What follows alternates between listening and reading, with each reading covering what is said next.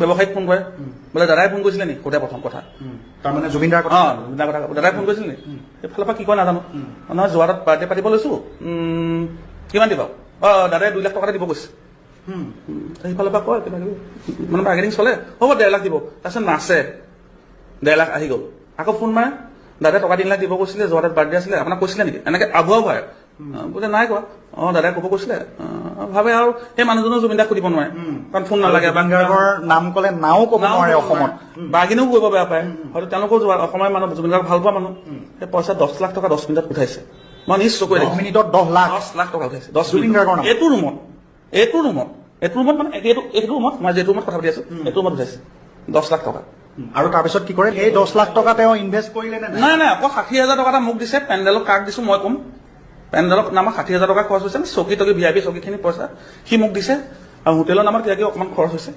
বাকী গোটেই পইচা সি লৈ দিলে